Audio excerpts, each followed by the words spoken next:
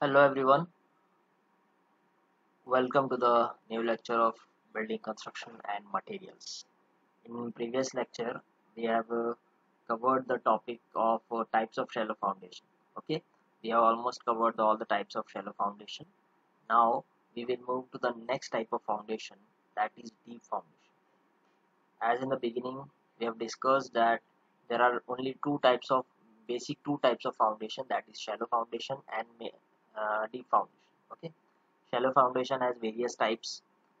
If you remember, raft foundation, then grillage foundation, spread footing. These are the types of shallow foundation. Now we will move to the next topic. That next type of foundation, that is deep foundation. Okay, हमने जो पिछले lecture में देखे थे उसमें देखे थे कि शैलो फाउंडेशन क्या होता है। तो हमने सबसे पहले देखे थे कि शैलो फाउंडेशन वो है जिसकी विड्थ जो है कम है, अगर उसकी जो विड्थ है वो ज़्यादा है और डेप्थ कम है, ठीक है ना, और जो कि 5 मीटर से ज़्यादा गहरा या डीप नहीं होता है जनरली, ठीक है ना। और जनरली जो शैलो फाउंडेशन है वो अगर लोड कम है या सॉइल अगर स्ट्रॉन्ग है तो उसको यूज़ करते हैं, ठीक है। अगर सॉइल बहुत ज़्यादा सॉफ्ट है जो कि बियर नहीं कर पाएगा हैवी लोड को, तो इस केस में हम डीप फाउंडेशन का यूज़ करेंगे, ठीक है। तो देखते हैं कि डीप फाउंडेशन क्या होता है, अब हम ये देखेंगे, ठीक है। जैसा कि पिछले लेक्चर में आप लोगों ने देखे थे कि डीप शैलो फाउंडेशन क्या था, ठीक है ना। शैलो फाउंडेशन में क्या होता था कि विड्थ ज़्यादा होती थी, डेप्थ कम, लेकिन आप इसमें देखोगे डीप फाउंडेशन में क्या होगा, depth is more than the width, ठीक है। जैसे कि हम फॉर एग्जांपल अगर एक इस तरीके से हम बना लें,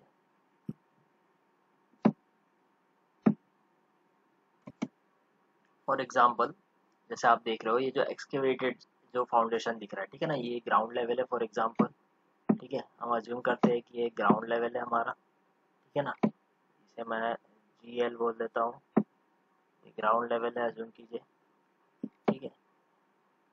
ये ग्राउंड लेवल हो गया। हमने क्या किया, एक्सकेवेशन किए इतना डीप, ठीक है ना। डेप्थ देखिए कितनी है, काफ़ी ज़्यादा डेप्थ है और विड्थ कम है। इसका मतलब डीप फाउंडेशन क्या होगा, when depth is more than the width, ठीक है ना। जब डेप्थ बहुत ज़्यादा हो कंपैरेटिवली, कितना, ऑलमोस्ट 4 to 5 टाइम्स, ठीक है। ये मैं और आपको अच्छे से बताता हूँ। सबसे पहले देखिए, when a stratum of good bearing capacity, देखिए यहाँ पे जब स्ट्राटम का मीनिंग आ रहा है, स्ट्राटम क्या होता है, ये जो सॉइल है, जो एक्चुअल सॉइल है हमारे पास, उसको हम स्ट्राटा या स्ट्राटम भी बोलते हैं, ठीक है ना। So when a stratum of good bearing capacity is not available at reasonable depth, यानी कि फॉर एग्जांपल जैसे इस केस में अज्यूम कीजिए कि आपको ये लेवल है, जो यहाँ पे क्या हो रहा था, सपोज अज्यूम कीजिए कि हमको स्ट्रॉन्ग सॉइल नहीं मिल रहा था, ठीक है ना। थोड़ा और हमको डीप जाना पड़ा और डीप जाना पड़ा, जब तक कि हमको एक स्ट्रॉन्ग सॉइल या स्ट्रॉन्ग डाटम जिसकी बियरिंग कैपेसिटी का मतलब होता है उसकी झेलने की जो कैपेसिटी, ठीक है ना, कितना लोड वो ले सकता है, उसको बोलते हैं बियरिंग कैपेसिटी। बियरिंग कैपेसिटी हर सॉइल की अलग अलग होती है, ठीक है ना। जैसे कि रॉक्स है, रॉक्स की बियरिंग कैपेसिटी बहुत ज़्यादा है। सिमिलरली अगर जो सॉफ्ट सॉइल है उसकी बियरिंग कैपेसिटी बहुत कम है, ठीक है ना। बियरिंग कैपेसिटी का भी हम एक टॉपिक देखेंगे, कौन से सॉइल की कितनी होती है। बट अज्यूम कीजिए कि जब आपके पास अच्छा बियरिंग कैपेसिटी वाला सॉइल ना हो, तो हम क्या करेंगे, जितना ज़्यादा डीप जाते जाएंगे एक्सकेवेशन करते जाएंगे, तब तक करेंगे जब तक हमको एक स्ट्रॉन्ग सॉइल या स्ट्रॉन्ग स्ट्राटम नहीं मिल जाता। फिर जब हमको स्ट्रॉन्ग डेटम या सॉरी स्ट्रॉन्ग जो स्ट्राटम मिल गया, ठीक है ना, तो हम क्या करेंगे, फिर वहाँ तक के एक्सकेवेशन करेंगे, ठीक है। तो अगर हमारे पास अवेलेबल नहीं है तो हम एक रीजनेबल डेप्थ तक जाएंगे, और आप ऑटोमेटिकली रियलाइज़ कर लोगे कि जो डेप्थ है वो ऑटोमेटिकली बहुत ज़्यादा होती है विड्थ से, ठीक है ना। विड्थ से ऑटोमेटिक डेप्थ जो है वो काफ़ी ज़्यादा हो जाएगी, ठीक है ना। एंड तो इसमें देखिए depth is more then width, ठीक है ना। आप जब शैलो फाउंडेशन याद करो हमने पढ़े थे, तो उसमें हमने देखे थे when depth is equal to width और width is more than the depth, जब विड्थ ज़्यादा है, चौड़ाई ज़्यादा है डेप्थ से बहुत ज़्यादा, ठीक है ना, तब, या फिर डेप्थ और विड्थ दोनों बराबर है, उस केस में उसको बोलते हैं शैलो फाउंडेशन। लेकिन अगर डेप्थ बहुत ज़्यादा है, और नाम से इंडिकेट हो रहा है डेप्थ बहुत ज़्यादा है, तो उसे बोलेंगे हम डीप फाउंडेशन, ठीक है ना। और कहाँ पे यूज़ कर सकते हैं इसको, and where other types of foundation such as grillage और राफ्ट। हमने पिछले लेक्चर में देखे कि ग्रिलेज फाउंडेशन क्या है या फिर राफ्ट फाउंडेशन क्या है। जब वो वहाँ पे सूटेबल ना हो, जब वहाँ पे आप राफ्ट या ग्रिलेज नहीं बना सकते, ऐसे केस में जो कि सबसे बेस्ट फाउंडेशन है, वो फाउंडेशन है हमारा डीप फाउंडेशन, ठीक है ना। तो ऐसे सच केसेस में हमको डी फाउंडेशन यूज करना पड़ेगा। The foundation must be adopted to attain a bearing stratum which is suitable in all respect. ठीक है ना, जो सबसे बेस्ट है ऐसे केस में वो डीप हो जाएगा। ठीक है, अब डीप फाउंडेशन में देखिए, in deep foundation the depth to width ratio, अब देखो यहाँ पे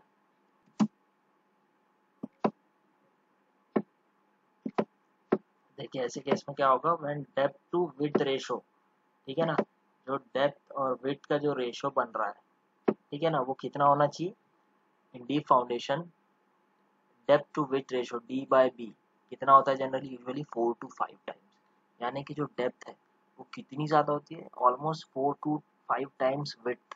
ठीक है ना, डी फाउंडेशन में डेप्थ जो है वो almost 4 to 5 times it's width. ठीक है ना, जैसे कि अगर मैं एग्जांपल लूँ, अगर विड्थ अगर 2 मीटर है इसकी, अज्यूम कीजिए कि विड्थ 2 मीटर है, तो डेप्थ कितनी होगी, इसका डबल यानी कि 8 होगी या 10 होगी। ठीक है ना, 4 to 5 टाइम्स। ठीक है, तो इस तरीके से इसकी डेप्थ बहुत ज़्यादा होती है।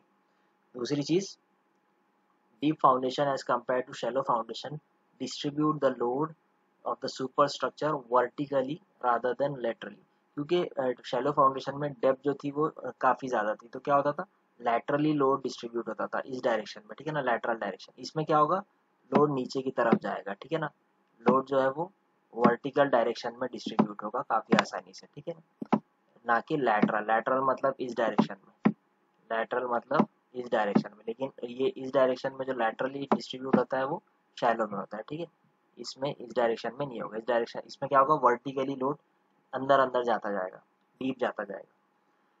उसके बाद और एक पॉइंट है, deep foundation are provided when the expected load from the superstructure can not be supported on shallow foundation. जैसे मैंने आपको बोला कि अगर लोड बहुत हैवी है, कोई बड़े बड़े टावर्स है, ठीक है ना, ब्रिज के बड़े बड़े फाउंडेशन है, ब्रिज का फाउंडेशन है, उसमें बहुत हैवी लोड आता है, तो वो शैलो फाउंडेशन उसको बियर नहीं कर सकता, जो कि छोटी सी डेप्थ का फाउंडेशन होता है वो उसे बियर नहीं कर पाएगा। That's why in such cases we have to use deep foundation.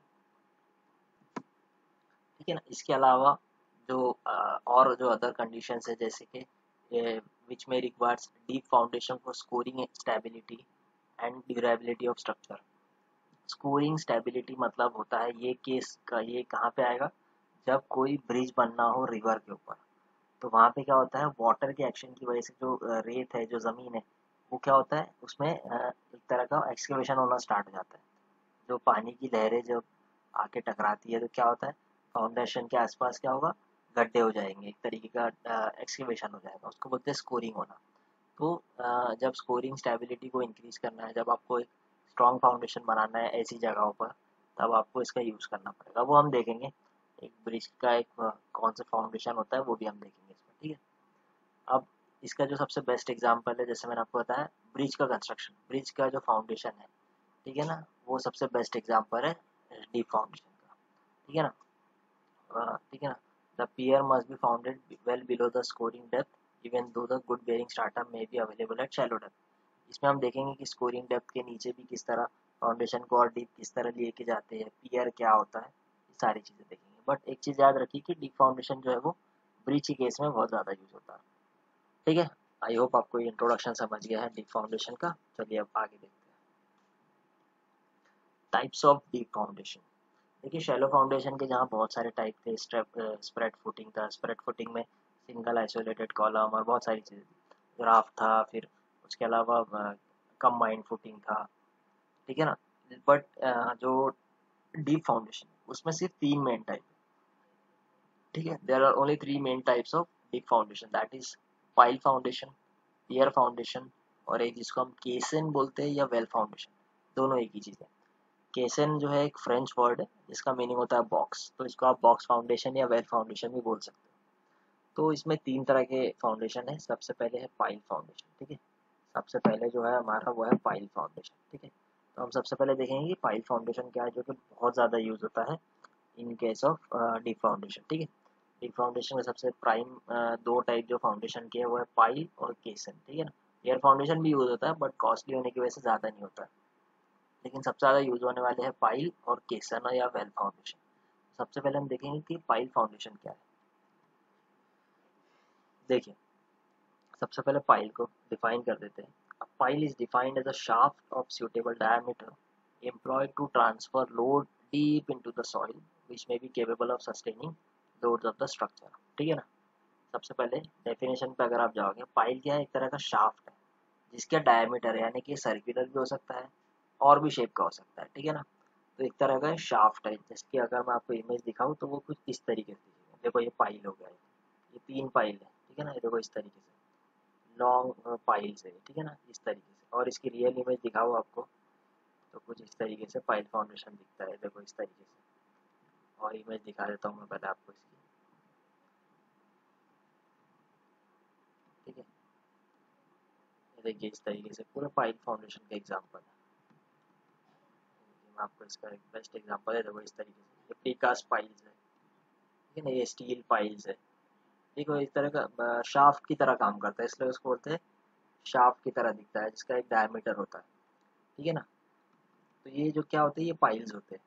ठीक है, इसको डीप अंदर तक डाला जाता है ज़मीन के। ठीक है, तो जैसे हम पढ़ रहे थे, pile is defined as a shaft of suitable diameter. ठीक है ना। इसको अगर मैं इस तरीके से देखूँ, जैसे कि आपको अगर मैं इमेज के जरिए दिखाऊँ तो इस तरीके से काफ़ी बड़ी लेंथ का होता है। ठीक है ना, काफ़ी बड़ी लेंथ का होता है। ये सर्कुलर भी हो सकता है, स्क्वायर भी हो सकता है। मोस्टली सर्कुलर ज़्यादा यूज़ करते हैं। ठीक है ना, इस तरीके से कुछ पाइल्स होता है। इसको हम, ये जैसे ग्राउंड लेवल है, इस तरीके से इसको हम अंदर की तरफ डालते हैं। ठीक है ना, अंदर की तरफ हम इस पाइल को डालते हैं। ठीक है, अंदर की तरफ मूव करते हैं तब तक जब तक कि ये नीचे यहाँ पे इसको स्ट्रॉन्ग नहीं मिल जाता बेस, तब तक डालते जाते हैं इसको, ज़मीन के अंदर डालते जाएंगे। कोई भी आप बोल सकते हो फोर्स के जरिए इसको अंदर की तरफ डाला जाता है। स्टील पाइल मोस्टली ज़्यादा यूज़ करते हैं। कंक्रीट पाइल तो आजकल बहुत ज़्यादा यूज़ हो रहे हैं, लेकिन स्टील पाइल भी काफ़ी यूज़ करते थे। कंक्रीट पाइल अब ज़्यादा यूज़ हो रहे हैं बहुत। ठीक है, तो ये देखिए अंदर की तरफ इसको डाला जाता है, इतना लंबा होता है, इसलिए इसको डीप फाउंडेशन का एक बहुत इंपॉर्टेंट टाइप माना जाता है। ठीक है, इस तरीके से डाला जाता है। फिर इसके ऊपर स्ट्रक्चर का छोटा सा एक फाउंडेशन रख के कॉलम या बीम कॉलम बनाए जाते हैं। ठीक है, देखिए इसमें अब इसको हम और अच्छे से देखेंगे डिटेल में। पहले इसको थोड़ा सा इंट्रोडक्शन देख लेते हैं। तो जैसे आप समझ गए, इट इज़ अ शाफ्ट। ठीक है ना, शाफ्ट होती है जिसका सूटेबल डायमीटर है, employ to transfer the load deep into the soil. जो भी इसके ऊपर लोड आ रहा है उसको डीप इनटू द सॉइल में ट्रांसफर कर रहा है। Capable of sustaining the load of structure. ठीक है, पाइल में be of timber concrete steel, याद रखेंगे कि टिम्बर का भी हो सकता है ये पाइल, लेकिन आप ज़्यादा यूज़ नहीं करते। कंक्रीट और स्टील सबसे ज़्यादा यूज़ करते हैं, और मोस्टली अब कंक्रीट बहुत ज़्यादा यूज़ होता है। ठीक है ना। अब जो प्री का आप बोल सकते हो कि साइड पे जो कंक्रीट पाइल बनाए जाते हैं। ठीक है ना, प्रीकास्ट भी नहीं होता, अब साइड पे बनाए जाते हैं पाइल। हम देखेंगे एक बड़ा अच्छा अंडर रिम पाइल का एक एग्जांपल है, उसको भी देखेंगे। ठीक है, तो ये अलग अलग मटेरियल के हो सकते हैं। इमेज में आपको दिखाया टिम्बर, ये देखो यहाँ पे, ये देखो ये टिम्बर का भी पाइल दिख रहा है ना। ये देखो स्टील है, ये देखो कंक्रीट है, ये स्टील है। ठीक है, तो मटेरियल इसके अलग अलग हो सकते हैं। ठीक है, देखो पाइल शॉर्ट भी हो सकता है, लॉन्ग भी हो सकता है। जिस पाइल की लेंथ 30 मीटर या उससे ज़्यादा है उसको हम बोलते हैं लॉन्ग पाइल। जिसका 30 मीटर से कम है, ठीक है ना, डेप्थ, उसको बोलेंगे short pile. Pile foundation generally adopted when the spread footing या स्प्रेड फाउंडेशन, राफ्ट फाउंडेशन या grillage foundation are likely to be unsuitable, very expensive और प्रैक्टिकली इम्पॉसिबल। जैसे कि समझिए यहाँ पे बहुत ही सॉफ्ट सॉइल है। ठीक है ना, ये डेप्थ पे आपको बहुत सॉफ्ट सॉइल मिल रहा है, फिर ये डेप्थ पे भी आपको सॉफ्ट सॉइल मिल रहा है, आपको बहुत अंदर तक जाना पड़ रहा है। आप तब तक अंदर जाओगे जब तक आपको ये डेप्थ पे, ठीक है ना, ये जो डेप्थ है यहाँ पे सबसे सपोज आपको एक स्ट्रॉन्ग सॉइल मिला। अब अगर आप यहाँ पे फाउंडेशन बनाओगे तो फेलियर का चांसेस ज़्यादा है, फेलियर का चांसेस यहाँ पे ज़्यादा है। और अगर इस टाइप पे आप यहाँ पे ये फाउंडेशन यूज़ करोगे, ग्रिलेज, ग्रिलेज याद करो, उसमें बहुत सारे स्टील सेक्शन यूज़ करते थे। ठीक है ना, स्प्रेड फाउंडेशन राफ्ट में जैसे आपने देखे कि पूरा एरिया कवर करते थे, उसमें स्टील डालना कितना महंगा हो जाएगा, काफ़ी कॉस्टली पड़ेगा और प्रैक्टिकली पॉसिबल भी नहीं है। तो ऐसे केसेस में जब आपको बहुत ही डीप जाना पड़ रहा है, you have to excavate more deeper, okay na, as compared to the shallow foundation. So in that case you have to use pile foundation। ठीक है ना, यहाँ पे बाकी फाउंडेशन सूटेबल नहीं है, क्योंकि इतना गहरा जाने के लिए यहाँ पे इतना सारा कंक्रीट डालना पड़ेगा, स्टील डालना पड़ेगा। इसलिए इन सब का खर्चा बचाने के लिए, कॉस्ट को बचाने के लिए हमको एक पाइल फाउंडेशन का यूज़ करना पड़ेगा, जो कि कॉस्ट भी इसका कम रहेगा। ठीक है ना, ये तभी यूज़ करेंगे जब हमारे पास हार्ड सॉइल अवेलेबल नहीं है। अगर आपको डीप जाना है तो बाकी फाउंडेशन वहाँ पे काम की नहीं है। ठीक है, फिर उसके बाद देखो, इन case of compressible soil, soil made up type, water loss soil, piles are usually used advantageously for foundation for any type of construction। देखिए, ऐसे सॉइल जो कि कॉम्प्रेसिबल है, कॉम्प्रेसिबल मतलब जैसे कि आप बोल सकते हो, जैसे कि जिसका वॉल्यूम एकदम से कम हो जा रहा है, जैसे कि आज अगर ये कॉम्प्रेसिबल सॉइल है तो अगर इस पर लोड आएगा क्या होगा, एकदम से वो कॉम्प्रेसिबल हो जाएगा, श्रिंक हो जाएगा एकदम से। तो इस तरह के सॉइल को कॉम्प्रेसिबल सॉइल बोलते हैं। ठीक है ना, इसका एग्जाम्पल ब्लैक कॉटन सॉइल सबसे अच्छा है। ब्लैक कॉटन सॉइल वो सॉइल है जिसमें अगर हमने वाटर आता है, ठीक है ना, अगर उसमें वाटर आता है तो वो एक्सपांड हो जाता है, ठीक है ना, और जब उसमें वाटर नहीं होता तो क्या हो जाता है, वो श्रिंक हो जाता है। तो ये होता है कॉम्प्रेसिबल सॉइल, यानी कि ब्लैक कॉटन सॉइल का भी एक एग्जांपल है। ठीक है ना, सॉइल मेड अप टाइप यानी जो कि अगर फिलिंग की गई है, कहीं से सॉइल उठा के उस एरिया में डाला गया है तो उसको मेड अप सॉइल बोलते हैं। वाटर लॉस सॉइल यानी कि ये इसके नीचे वाटर लेवल काफ़ी ऊपर होता है, ठीक है ना, पानी में पूरे पोरस जो होते हैं सॉइल के पानी से भरा होता है। ऐसे केसेस में हम कोई और फाउंडेशन यूज़ करने से बेहतर है कि हम डीप फाउंडेशन यूज़ करें, क्योंकि इसमें सेफ्टी ज़्यादा होती है, डेप्थ ज़्यादा है, तो अच्छा स्ट्रॉन्ग हमको सॉइल मिल सकता है। आपको पता ही होगा ज़मीन के अंदर हम जितना अंदर जाएंगे उतना हमको स्ट्रॉन्ग बेस मिलता जाएगा, ये चीज़ तो समझ में आती होगी आपको। ठीक है ना, जितना हम बेहतर अंदर तक जाएंगे उतना स्ट्रॉन्ग चीज सॉइल हमको मिलता जाएगा। ठीक है, piles are usually used for foundation of building, bridge, pier, docks etc। Building के लिए भी यूज होता है, ब्रिजेस के लिए भी यूज होता है, पियर्स के लिए, डॉक्स के लिए। डॉक्स मतलब डॉक्स हार्बर, आपने सुने ही होंगे नाम, ठीक है ना। तो ये सारी जगह पे पाइल फाउंडेशन यूज करते हैं। ठीक है, चलो अब आगे देखते हैं। ये देखो एक इमेज है, ये देखो तीन पाइल से, हाँ एक चीज और याद कि एक फाउंडेशन के ऐसा नहीं कि फुटिंग के लिए एक ही पाइल होगा, इसमें ग्रुप ऑफ पाइल्स होते हैं, 9 पाइल्स, 6 पाइल्स, ठीक है ना, जितना लोड आ रहा है उसके हिसाब से पाइल्स का नंबर इंक्रीज करते हैं। जैसे कि 3 पाइल का ग्रुप है जिसने एक फुटिंग को कैरी किया है, और उसके ऊपर फिर ये कॉलम है। इस तरीके से देखो, कॉलम है, ये जो है पाइल का कैप होता है, ठीक है ना, पाइल कैप होता है। जैसे मैं आपको एक इमेज दिखाऊँ, देखो यहाँ पे जैसे कि ये एक तरह का कॉलम है, ठीक है ना। अब यहाँ पे देखो ये पाइल्स का दिख रहा है, ये पाइल्स है, ये पाइल्स है, पाइल्स है। ये जो होता है ये पाइल कैप बोलते हैं इसको।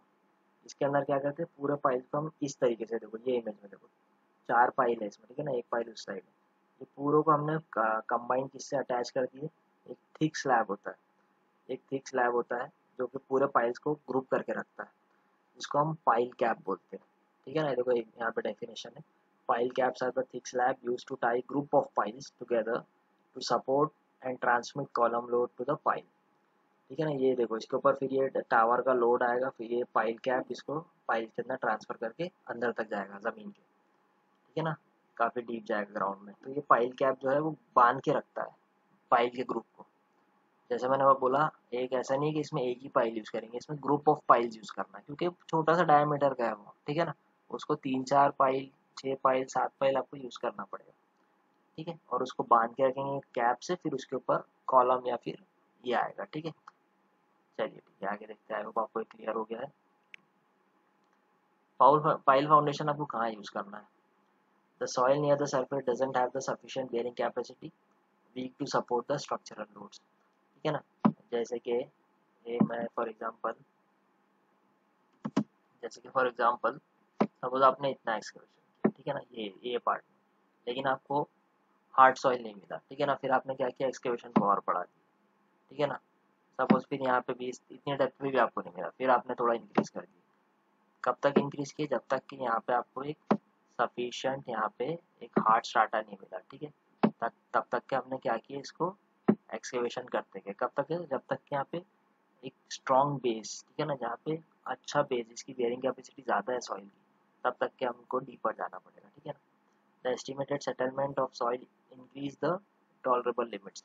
इसमें क्या होता है, देखो जैसे कोई भी स्ट्रक्चर हम रखते हैं, ठीक है ना, कोई भी चीज़ हमने, जैसे कि कोई भी हमने फुटिंग इसके ऊपर रख दी है, ठीक है ना, जैसे कि आप एग्जांपल ले लो, जैसे कि एक एग्जांपल लो, ये फुटिंग है, ठीक है ना, जो हमने पहले वाले इसमें केस में देखे थे, ठीक है ना, ये फुटिंग है फॉर एग्जांपल, ये कॉलम का लोड आ रहा है, एक फाउंडेशन है।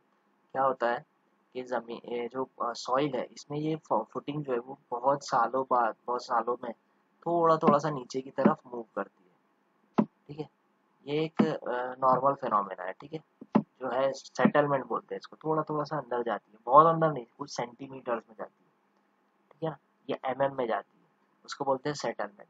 अगर सपोज सेटलमेंट बहुत ज़्यादा हो रहा है, हम एस्टिमेट निकाल लेते हैं पहले कि अगर हमने यहाँ पे शैलो फाउंडेशन बनाया तो उसका सेटलमेंट बहुत ज़्यादा होगा क्योंकि सॉइल वीक है। तो अगर सेटलमेंट जो है अपनी लिमिट से ज़्यादा हो रहा है, उस केस में हमको पाइल फाउंडेशन यूज़ करना पड़ेगा, ठीक है ना, जब डिफरेंशियल सेटलमेंट बहुत ज़्यादा है। थर्ड पॉइंट भी उसी के बारे में। और उसके अलावा excavation to construct shallow foundation on a firm soil are difficult और एक्सपेंसिव, ठीक है ना। अब ऐसे केस में जहाँ सॉइल सॉफ्ट है तो आपको इतना एक्सकेवेशन करना पड़ेगा क्योंकि शैलो फाउंडेशन क्या है, उसकी विड्थ ज़्यादा है, तो बहुत ज़्यादा एक्सकेवेशन करना पड़ेगा। इस केस में हमको बेटर है कि हम पाइल फाउंडेशन यूज़ करें, ठीक है। पाइल फाउंडेशन की कुछ क्लासिफिकेशन है, ठीक है ना, सिंपल फंक्शन के हिसाब से। जैसे कि एक होता है बियरिंग पाइल, ठीक है, एक होता है बियरिंग पाइल जो कि सबसे ज़्यादा यूज़ किया जाता है। उसके अलावा होता है friction pile, fender pile, anchor, batter, sheet pile, ठीक है। ये सब उसके एग्जाम्पल है। देखो एक एग्जाम्पल पाइल फाउंडेशन का एक और, ये लो डेंसिटी का था, ठीक है ना। ये देखो ये सॉइल के बारे में लिखा है, lower density, medium density, high density. Pile को कब तक अंदर लेके गए, जब तक एक हाई डेंसिटी वाला सॉइल नहीं मिल गया, ठीक है, तब तक के पाइल को लेके गए। देखो 4 पाइल है, उसके ऊपर पाइल कैप लगा, फिर उसके ऊपर उसका बिल्डिंग का या जो भी चीज़ है उसका लोड आ रहा है, ठीक है। इस तरीके से पाइल फाउंडेशन को यूज़ करते हैं, ठीक है। अब देखते हैं हम ये जो फंक्शन के हिसाब से क्लासिफिकेशन है इसके टाइप्स देखते हैं। सबसे पहले बियरिंग पाइल। देखो बियरिंग पाइल या उसको एंड बियरिंग पाइल भी बोलते हैं। मैं आपको सिंपल बताता हूँ क्या होता है इसमें। देखो जैसे कि पाइल है, ठीक है ना, उसके ऊपर पाइल कैप लगा है, फिर कॉलम आ रहा है उसके ऊपर। अब देखो जब पाइल को हम तब तक अंदर की तरफ जमीन के अंदर या डीप जब तक डालते हैं जब तक कि उसको एक हार्ड स्ट्राटा नहीं मिल जाता, जो कि नॉर्मल टाइप का पाइल है, ठीक है ना। जब तक उसको हार्ड स्टार्टर नहीं मिल जाता है, जब तक कि उसको एक स्ट्रॉन्ग बेस यानी कि उसकी एंड बियरिंग जो बियर जो कर रहा है उसका एंड, वो एक हार्ड सरफेस पे अगर बियर कर रहा है, तब तक उसको अगर हम अंदर डालें तो इस तरह के सॉइल को बोलते हैं एंड बियरिंग पाइल, यानी कि उसका एंड जो है वो बियर कर रहा है, ठीक है ना। जैसे कि सराउंडिंग में पूरा सॉफ्ट सॉइल है, लेकिन हम उसको तब तक डालेंगे जब तक कि एक रॉक ना मिल जाए या कोई हार्ड स्टार्टर ना मिल जाए, ताकि वो उसके ऊपर स्टैंड करे अच्छे से, पाइल जो है उसके ऊपर स्टैंड करे। फोर्स अपोजिट फोर्स आएगी फिर, ठीक है ना, क्योंकि स्ट्रॉन्ग मिल गया सारा सॉइल।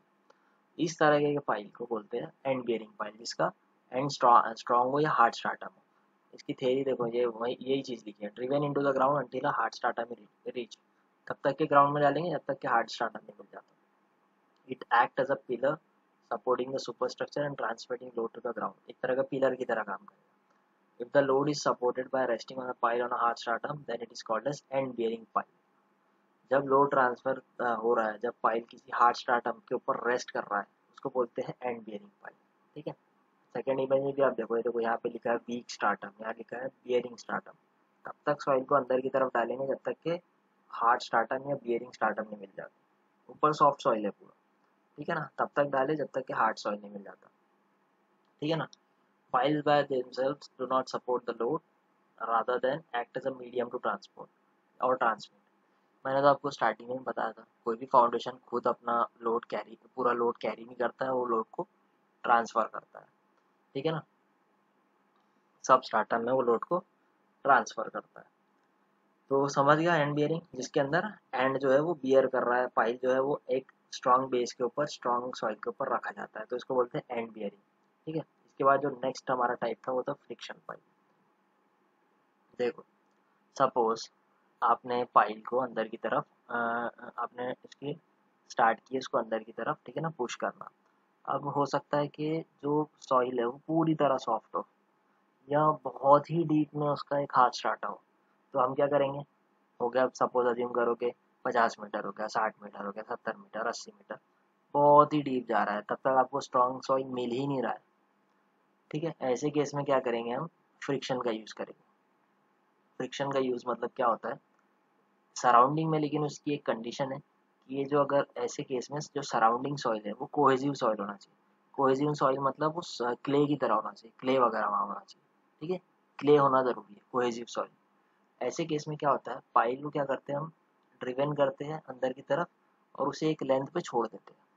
ऐसा नहीं कि जब तक हार्ड स्टार्टर नहीं मिलता तब तक, उसे इस तरीके से छोड़ देते हैं मिड में।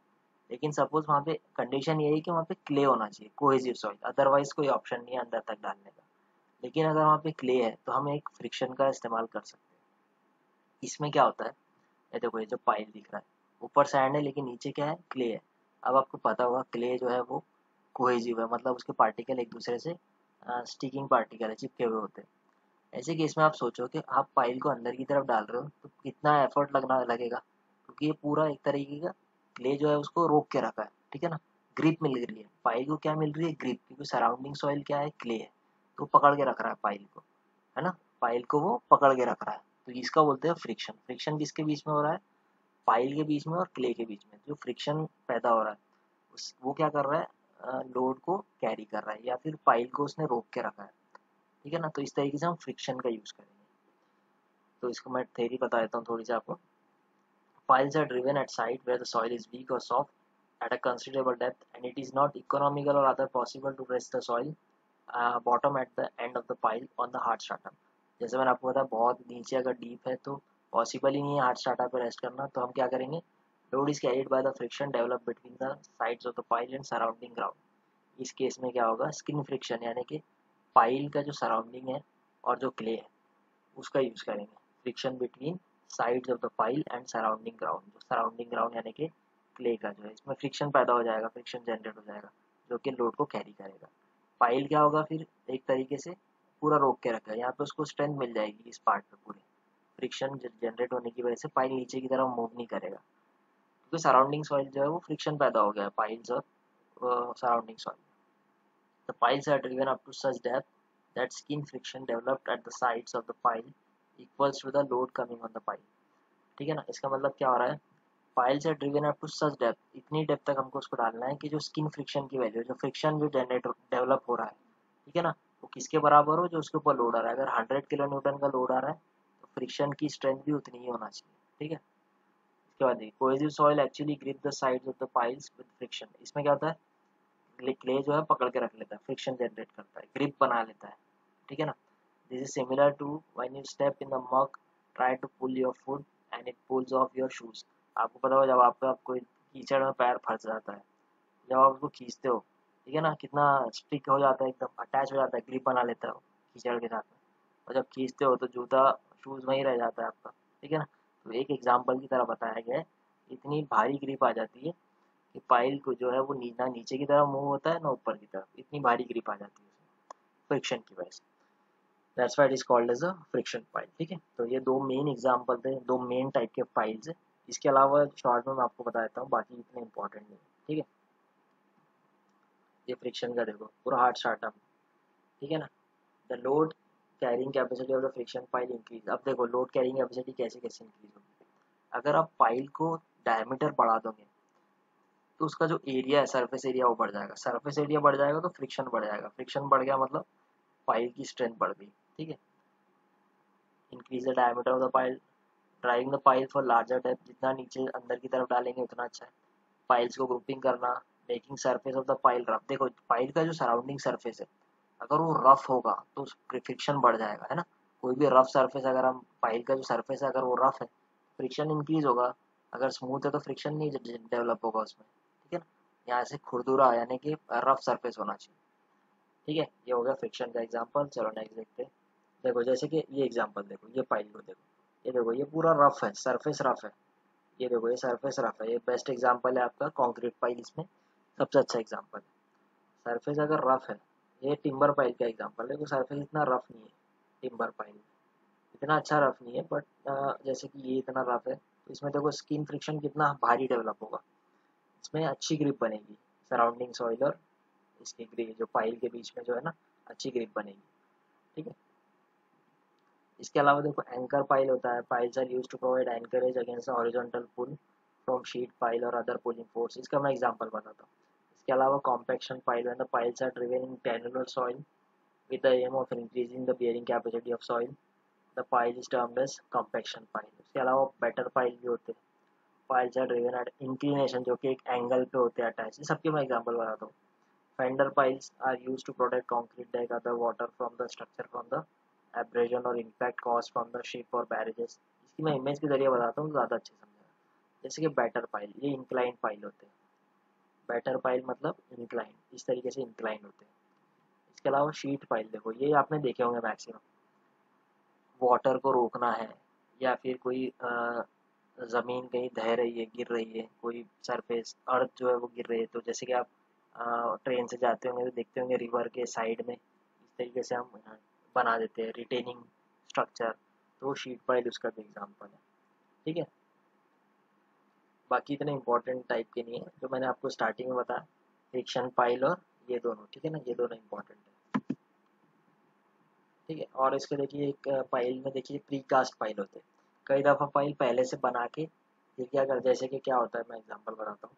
सबसे पहले आप क्या करते हैं, एक्टिवेशन कर लेते हैं इतना, जैसे कि इतने का जितना भी पाइल की लेंथ है, ठीक है ना, उतना हम एक्सकेवेशन कर लेते हैं पहले से ही। कई दफ़ा ऐसा भी करते हैं और फिर उसके बाद ये पाइल को लेके जाके इसमें इंसर्ट किया जाता है, ऐसा भी करते हैं। तो अगर हम ऐसा करें तो इसे बोलते हैं हम प्री कास्ट पाइल, ठीक है ना, जो पहले से कास्ट कर दिए गए और बाद में साइड पर उसको डाला जाता है। ठीक है ना, देखो इस तरीके से ऑगर बोरिंग मशीन से हम एक्सकेवेशन करते हैं, ये अंदर की तरफ एक्सकेवेशन हो जाएगा पूरा। फिर उसके बाद ये स्टील पाइल जो भी पाइल्स है इसको डाला जाएगा। ये पाइल्स देखिए नीचे से नोकीला होता है, ताकि हम कई दफ़ा इसको अगर हम ऊपर से हथौड़े के जरिए हैमर के जरिए हैमरिंग करते तो आसानी से कीले की तरह अंदर चले जाए। ठीक है ना, कई दफ़ा हम एक्सकेवेशन करके इस पाइल को डालते हैं। देखो जैसे कि ये आपने देखी, ये प्री कास्ट पहले से बनाए हुए थे, अब कई दफ़ा साइड पे बनाए जाते हैं। साइड पे कैसे बनाए जाते हैं पाइल्स, आप क्या करेंगे, सबसे पहले एक्सकेवेशन कर लेंगे। ठीक है ना, एक्सकेवेशन कर लिया, ऐसा पूरा कंक्रीट फिलिंग हो गई। ठीक है ना, ये देखो सबसे पहले क्या करेंगे, एक्सकेवेशन कर लेंगे पूरा। उसके बाद ये जो केज है, रेनफोर्समेंट पाइल का जो केज है, एक तरह का सर्कुलर इस तरीके से केज होता है। ठीक है ना, इस तरीके से सर्कुलर वो केज होता है, वो अंदर की तरफ इंसर्ट करेंगे, फिर उसके बाद कंक्रीट फिल करेंगे। ठीक है ना, ये कंक्रीट फनल्स के जरिए फिर कंक्रीट पूरा फिल कर देंगे। ठीक है ना, फिर उसके बाद क्या करेंगे, इस तरीके से वो दिखेगा। फिर आखिरी में हमने क्या किए, साइड पे पाइल बना दी है, साइड पे पाइल फाउंडेशन बनाया। पहले से हमने कोई पाइल फाउंडेशन एक्स्ट्रा नहीं डाले, हमने साइड पे बनाया। क्या करना पड़ा, सबसे पहले एक्सकेवेशन करना पड़ा ऐसा। ये जो है इसको बोलते हैं बल्ब, ये मैं इसका रीज़न बताऊंगा आपको। ये होता है, एक एग्जांपल देख रहे हैं हम, ये बल्ब है एक तरह का। ठीक है ना, इस तरीके से चौड़ा क्यों है, ये इसका भी रीज़न बताऊंगा आपको। ठीक है ना, देखो इस तरीके से हमने एक्सकेवेशन कर लिए, फिर क्या किए, रेनफोर्समेंट केज को अंदर डाले, फिर उसके बाद उसके अंदर कंक्रीट भर दिए, तो वो कुछ इस तरीके से। ठीक है ना, जब कुछ दिन बाद जब वो सूख जाएगा कंक्रीट, तो बहुत स्ट्रॉन्ग पाइल फाउंडेशन बन जाएगा और फिर उसके ऊपर स्ट्रक्चर बनेगा। फिर इसके ऊपर आप कुछ भी पाइल कैप का मदद से या कुछ भी की मदद से, पाइल कैप वगैरह की मदद से हम इसके ऊपर कोई भी कॉलम खड़ा कर सकते हैं, या जो भी टाइप का हम फाउंडेशन बनाना चाहे इसके ऊपर बना सकते हैं। ठीक है, ये कास्ट इन सीटू यानी कि जो साइड पे कास्ट हो रहा है। देखो ये बल्ब का एग्जांपल मैं अभी बताता हूँ आपको। जब इस तरीके से बल्ब आते, ये जो एक्स्ट्रा जो हम इस तरीके से अगर विड्थ बना देते हैं, कोई डेप्थ एक पर्टिकुलर हाइट पे अगर इस तरीके से हम एक्स्ट्रा विड्थ बढ़ा देते हैं पाइल की, इस तरह के फाउंडेशन को बोलते हैं अंडर रिम पाइल फाउंडेशन। ठीक है ना, इस तरह के फाउंडेशन को बोलते हैं अंडर रिम पाइल फाउंडेशन। इसमें क्या होता है, structures built on expansive soil often crack due to the differential movement caused by alternate swelling or shrinkage of soil। ठीक है ना, देखो कई दफ़ा क्या होता है, कई दफ़ा जो सॉइल होता है, सपोज इसके सराउंडिंग में जो सॉइल है वो सपोज ब्लैक कॉटन सॉइल है, ठीक है ना, या एक्सपांसिव सॉइल है, जो कि जब वो पानी के कांटेक्ट में आता है तो क्या हो जाता है, वो एक्सपांड हो जाता है, और जब पानी उससे निकल जाता है तो एकदम श्रिंक हो जाता है। तो सोचिए अगर इस तरह के पाइल के, अगर इस तरह के सॉइल यूज़ हो रहे हैं तो स्ट्रक्चर में कितना फ़र्क पड़ेगा, उसका सेटलमेंट बढ़ जाएगा या कम हो जाएगा। ठीक है ना, बहुत अलग अलग चीज़ें होंगी इसमें। अगर सॉइल का अगर ये नेचर है कि वो पानी अगर उसमें आ रहा है तो एकदम से फूल जा रहा है, एक्सपांड हो जा रहा है, या एकदम से वो श्रिंक हो जा रहा है, इस तरह के अगर सॉइल है, तो इस केस में हम क्या करते हैं, अंडररिम पाइल फाउंडेशन बड़ा अच्छा एग्जाम्पल है। इसमें क्या होता है, हम एक हाइट पर पाइल की जो चौड़ाई है उसको इस तरीके से शेप देते हैं, एक तरीके से ट्रायंगल का शेप देते हैं। ठीक है? इससे क्या होगा कि सॉइल जो है वो सराउंडिंग को, ठीक है ना, सॉइल जो है ना, इस केस में जो पाइल है वो क्या करेगा, इसको पकड़ के रखेगा सॉइल को। अब ना तो अगर हमने इस तरीके से बना दिए, ना तो जो पाइल है वो ऊपर की तरफ मूव होगा ज़्यादा, ठीक है ना, ऊपर की तरफ मूव होगा, और ना ही वो सेटलमेंट उसमें ज़्यादा होगा, ना वो नीचे की तरफ होगा। क्यों ऐसा हो रहा है, क्यों ऐसा हो रहा है, क्योंकि हमने यहाँ पे क्या की, ना तो नीचे की तरफ जा रहा है, ठीक है ना वो, ना वो इस डायरेक्शन में मूव हो रहा है, ठीक है ना वो नीचे की तरफ जा रहा है ना ऊपर की तरफ। क्यों, क्योंकि जो उसके एक हाइट पे हमने क्या किया, उसकी विड्थ को इस तरीके से इंक्रीज कर दिया। अब वो सॉइल को पकड़ के रखेगा, ना वो ऊपर जाएगा ना नीचे जाएगा, इसलिए बल्ब का हम यूज़ करते हैं, ठीक है ना। इसलिए इस तरह की सिचुएशन में जब सॉइल सॉफ्ट हो या फिर ब्लैक वाटर सॉइल हो जिसमें श्रिंकेज या सॉइलिंग ज़्यादा हो रही है, इस केस में सॉइल का मूवमेंट को रोक देता है वो, ये जो बल्ब है, ठीक है।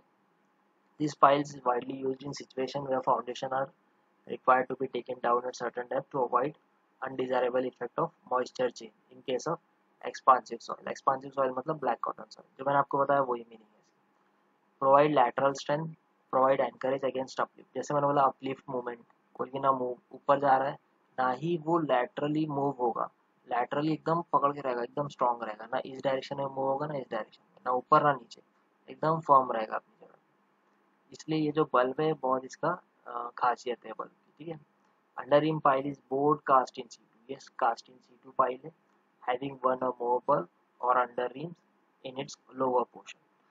अब ये जो है, ये जो बल्ब है इसको अंडर रिम बोलते हैं, ठीक है ना। ये बल्ब की तरह जो दिखता है इसलिए इसको बोलते हैं अंडर रिम। ये एक भी हो सकते हैं, दो भी हो सकते हैं, तीन भी हो सकते हैं, डिपेंड करता है सॉइल कितना ज़्यादा, उसमें स्ट्रेंथ कितनी कम है, या कितना ज़्यादा ब्लैक कॉटन सॉइल का इफेक्ट है उसमें, ठीक है। ऐसे केसेस में हम अंडर रिम पाइल फाउंडेशन का यूज़ करते हैं, ठीक है। आई होप आपको क्लियर हुआ है, ठीक है। तो पाइल फाउंडेशन के बारे में आपने पढ़ लिए, ठीक है ना, मैंने आपको मेन चीज़ें बता दिया उसकी। अब देखते हैं नेक्स्ट टाइप का। नेक्स्ट जो फाउंडेशन था हमारा डीप में वो था पियर फाउंडेशन, ठीक है ना। नेक्स्ट टाइप का जो फाउंडेशन जैसे आपने स्टार्टिंग में देखे ना, मैंने आपको बताया तीन मेन टाइप है ना। ये देखिए पाइल, पियर और केसन। पाइल हमने देख लिया, अब देखते हैं पियर। देखो पियर फाउंडेशन क्या होता है, सिंपल, इतना ज़्यादा इंपॉर्टेंट नहीं है लेकिन फिर भी मैं इसको शॉर्ट में बता देता हूँ आपको, डायरेक्ट बता देता हूँ। पियर फाउंडेशन में क्या करते हैं हम, इस तरीके से एक बड़ा सा पोर्शन क्रॉस सेक्शन यूज़ करते हैं। पाइल फाउंडेशन में क्या था, अब ये छोटा सा इस तरीके से शाफ्ट होती थी, तीन चार शाफ्ट मिलके एक बनता था, ठीक है ना। जैसे एग्जांपल में देखिए, तीन पाइल, चार पाइल, पांच पाइल, इस तरीके से। जैसे कि आप देखोगे, जैसे कि ये चौड़ाई है, ठीक है ना, एक पाइल हो गया, फिर उसके बाजू में दूसरा पाइल, उसके बाजू में तीसरा पाइल होता था। ये पाइल पूरे कनेक्ट किससे हो जाते थे, पाइल कैप से कनेक्ट हो जाते थे। फिर इसके ऊपर क्या होता था, कॉलम खड़े होता था, है ना, इस तरीके से चलता था पाइल।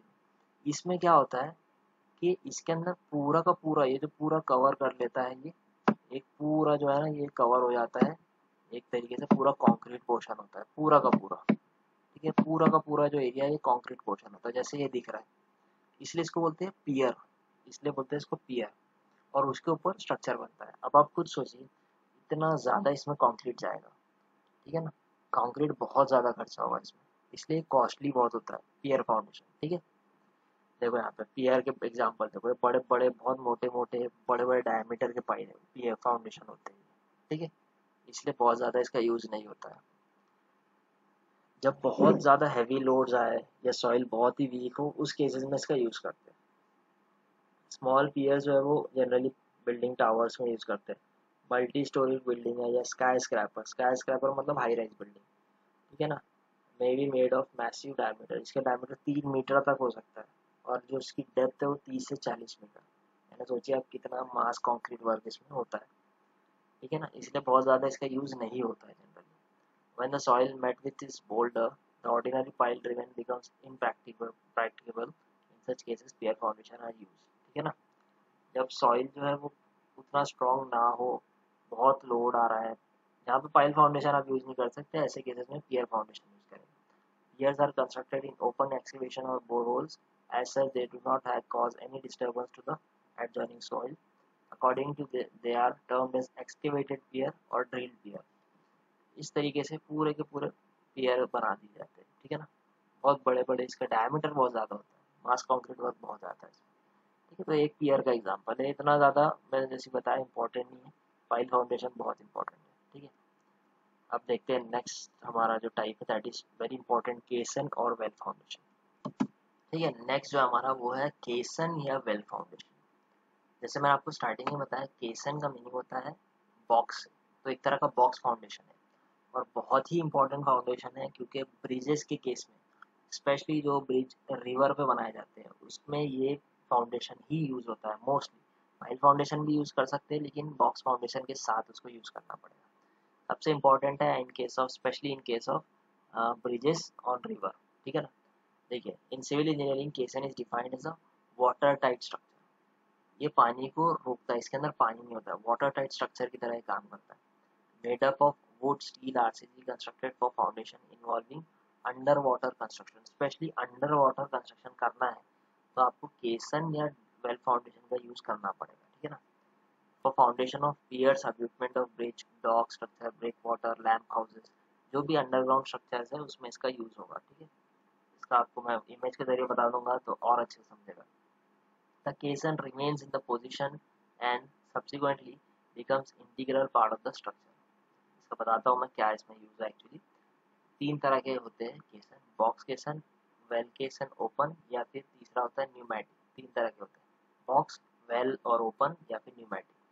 अब आपको सिंपल बताता हूँ ये होता क्या है। देखो सबसे पहले क्या करते हैं हम, जैसे कि अज्यूम कीजिए कि ये रिवर का एक बेस है, ठीक है ना, इसके ऊपर पानी फ्लो हो रहा है, ये रिवर फ्लो हो रही है, ठीक है ना। और ये इसके ऊपर हम अज्यूम कीजिए कि पूरा जो है वो वाटर जो है वो फ्लो हो रहा है, ठीक है ना। ये पूरा इसके अंदर वाटर है, ठीक है ना, ये पूरा पानी फ्लो हो रहा है। ये बेस है जिस पे सैंड हो सकती है ना, सैंड होती है जनरली रिवर के बेस पे। तो ऐसे केस में क्या होगा, अगर आपको यहाँ पे ब्रिज बनाना है, ठीक है ना, यहाँ पे आपको ब्रिज के फाउंडेशन बनाना है, ऐसे केस में क्या होगा, आपको सबसे पहले तो पानी हटाना पड़ेगा, ठीक है ना। बिना वाटर को हटाए हुए आप कंस्ट्रक्शन कर ही नहीं सकते।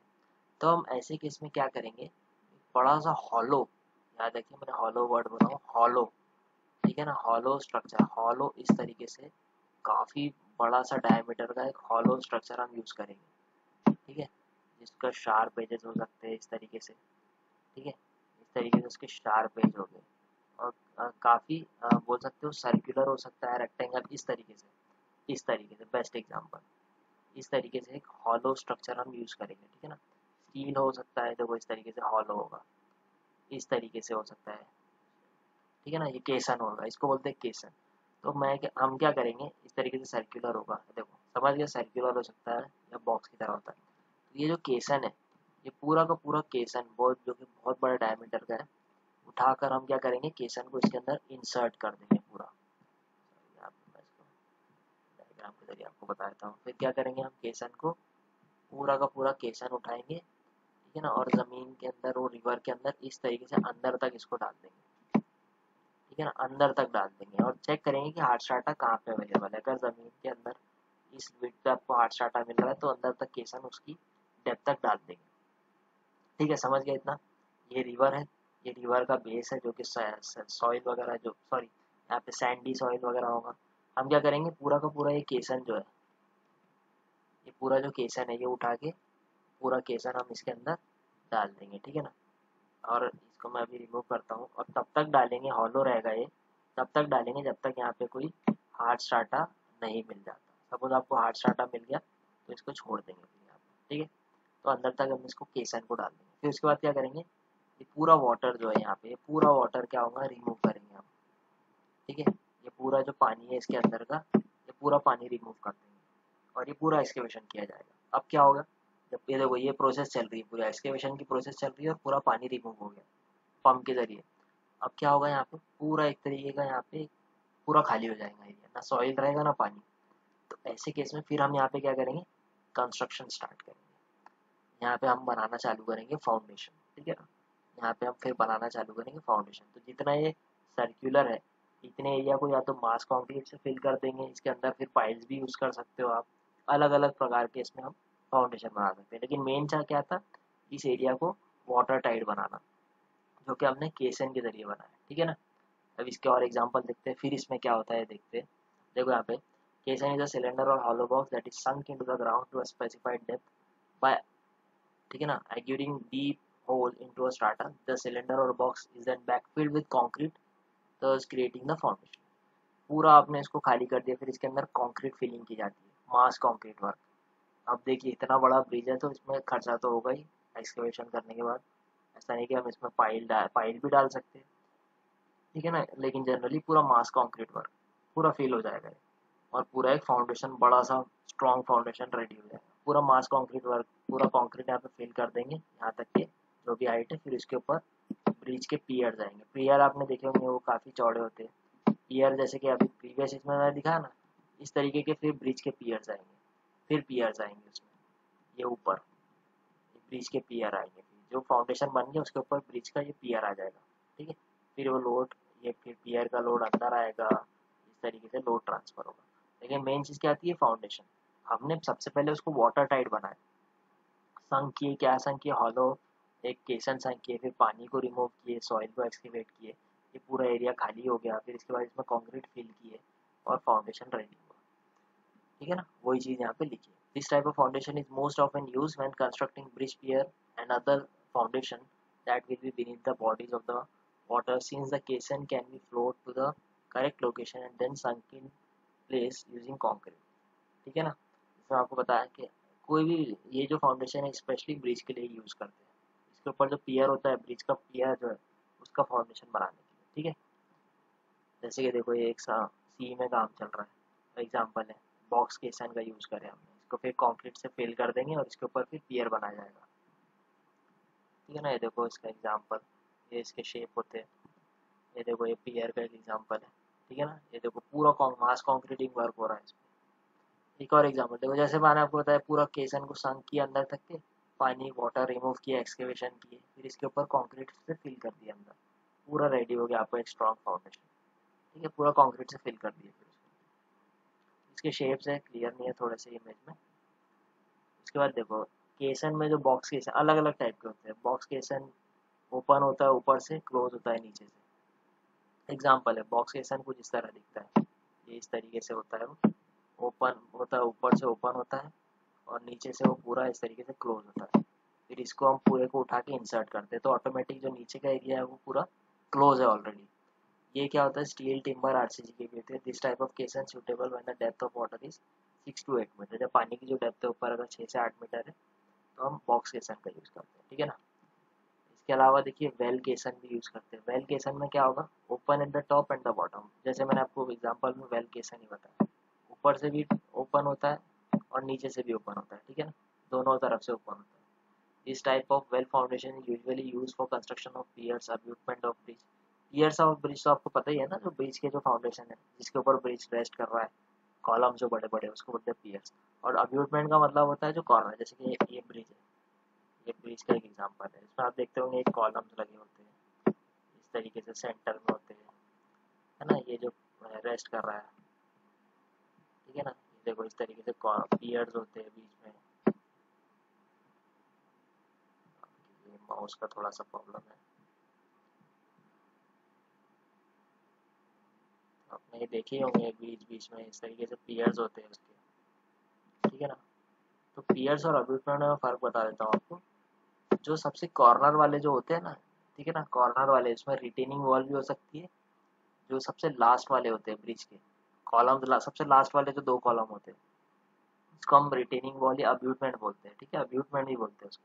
और जो मिडिल वाले कॉलम्स है, मिडिल वाले, ठीक है ना, जो सपोर्टिंग स्ट्रक्चर है या कॉलम है उसको बोलते हैं पियर, मिडिल वालों को बोलते हैं पियर, अब्यूटमेंट में जो है वो कॉर्नर वालों को बोलते हैं, ठीक है। इसके अलावा न्यूमेटिक केसन भी होता है। इसमें क्या होता है, मैं तीनों की इमेज बताऊंगा अभी, ठीक है। न्यूमेटिक केसन is close at the top but open at the bottom. इसमें क्या होता है, ठीक है ना, क्लोज एट द टॉप इस तरीके से होता है, ऊपर से तो क्लोज होता है लेकिन नीचे से ओपन होता है, ठीक है ना, इस तरीके से होता है, तो अंदर तक वो जाता जाता है, ठीक है।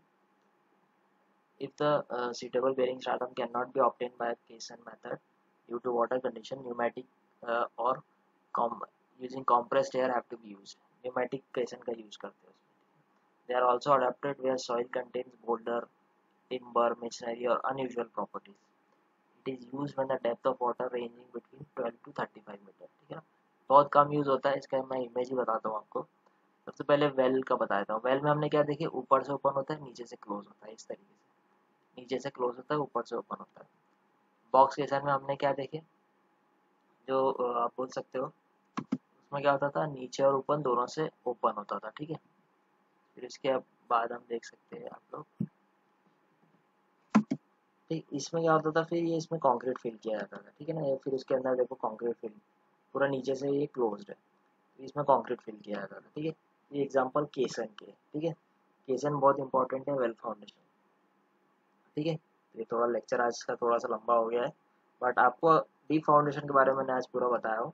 अगर इसमें भी कुछ डाउट है, कुछ पूछना है, तो आप लोग बेफिक्र होकर पूछ सकते हो, ठीक है। चलिए, फाउंडेशन की टाइप्स हमने देख लिए, अब नेक्स्ट टॉपिक की तरफ मूव करेंगे अगले लेक्चर में।